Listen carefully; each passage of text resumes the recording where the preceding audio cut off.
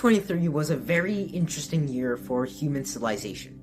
Many things had happened, but probably one of the most concerning things was the amount of drought that affected the world. So I'm going to be reading from a report that I printed out titled Global Drought Overview by the NCEI, or the National Centers for Environmental Administration. For many continents, excessive anomalous warmth characterized much of 2023. It was the warmest year on record for North and South America, and globally the second warmest year for Asia and Europe, and the 8th warmest year for Australia.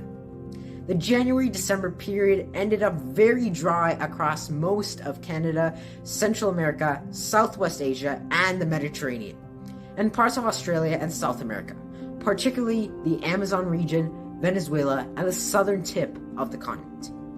The paper also mentions that Southeast Asia, parts of Canada, Central America, the Mediterranean, and certain regions of Australia and South America were the drought regions for this year. I've listed this report in the description for your reference, and I highly encourage you to read through the whole thing to get a better overview on the drought situation in 2023.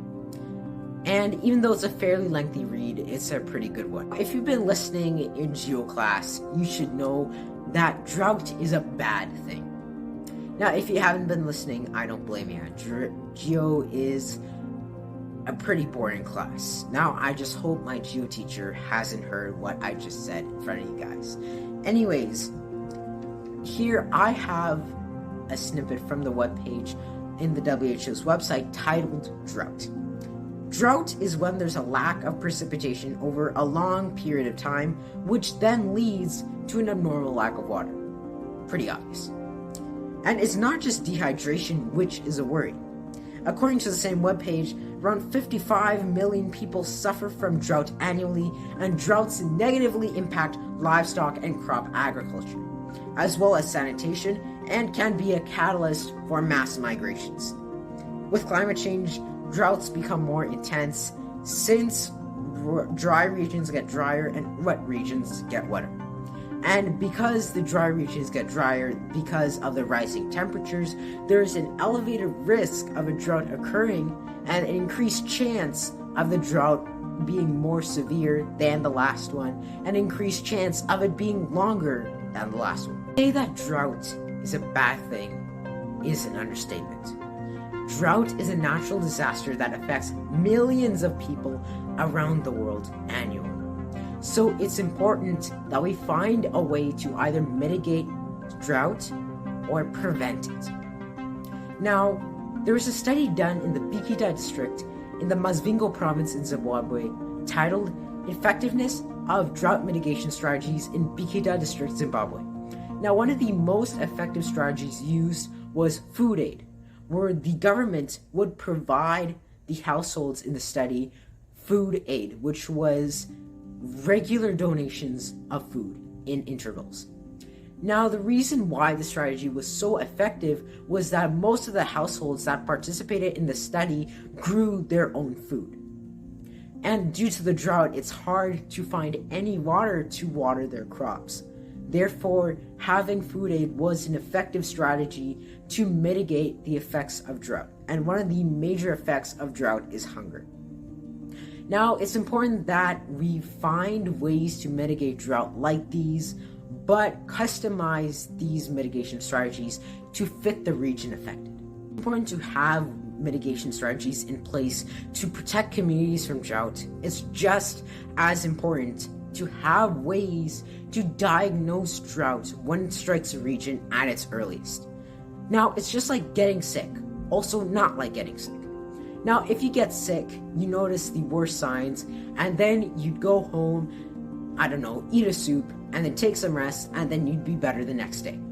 However, if you were to diagnose yourself from the earliest signs, you would have much more time to prepare yourself for the upcoming discomfort, which would lead to a much more pleasant experience. Now, when it comes to diagnosing regions for drought, one way we could do this is by creating and analyzing NDVI maps of a region. Now, NDVI is referred to as the Normalized Difference Vegetation Index. Now, this index is useful for quantifying vegetation greenness, quantifying the amount of vegetation in a region, and also measuring plant health. Well, this is at least what it is according to a USGS webpage titled Landsat Normalized Difference Vegetation Index.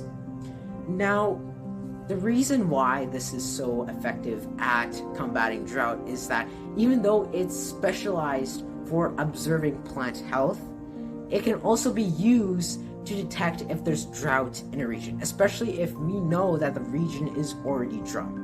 Because by observing changes in plant health, we could have a marker to tell whether or not this is a drought forming at its earliest stages. What if there's a way to make your own drought detection system without needing any fancy laboratory equipment? Well, I asked myself this question and I came up with a project. All you need is a machine learning website such as Teachable Machine, a source for the data points such as Earth Explorer, and a tutorial to navigate around the workings of Teachable Machine, which I won't provide you the steps so much so in detail, but I highly recommend that you find a tutorial to help you on this. Or you can go in on your own and figure stuff out, which is a rather fun but inconvenient experience. First things first, find the dataset. This is step 1. In order to do this, all you need to do is just go onto the satellite imaging software, take a few screenshots of regions affected by drought and regions that are adequately hydrated. Around 20 images for each test class should do. Now, only problem is, how do we determine if the photo is of a region that is suffering from drought? To do this, we can just look at precipitation maps and drought maps of the region or country. For example, the US has plenty of them.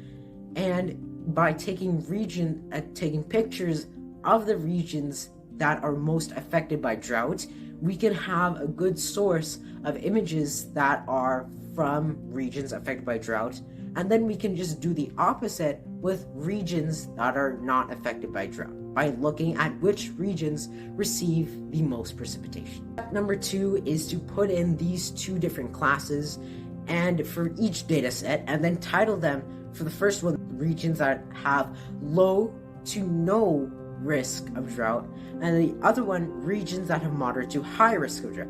Now you can put in more than 20 images because the more images there are, the more accurate the model will become. Then you can just change the parameters a little bit and then you're good to go. Then you just press train and you have a model that will be able to test and see whether or not a region has low to high risk of drought.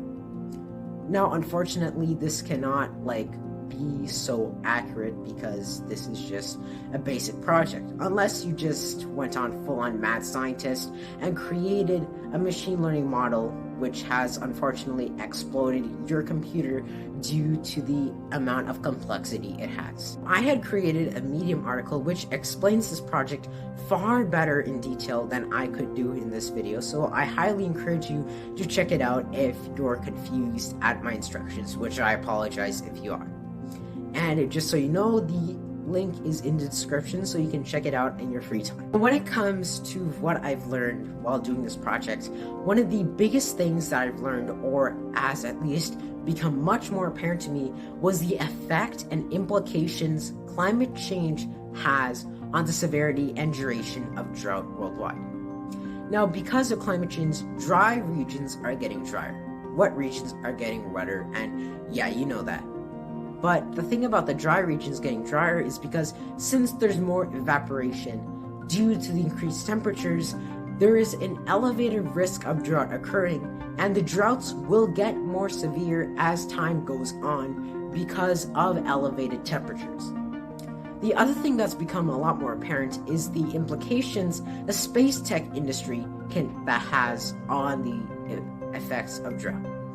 Now, one way the space tech industry could help us is when we invest in the space tech industry, we can invest in satellites that are specifically designed to monitor regions for drought and then alert communities early so that they can prepare better before the worst effects of the drought even arrive. Now, I know how many people will say, Vihan, we shouldn't be investing in the space tech industry because we should be focusing on the problems here on Earth. Like, there's nothing for us to be solving in outer space.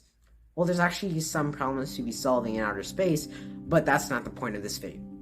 The point is, investing in science and innovation will always carry us forward no matter what.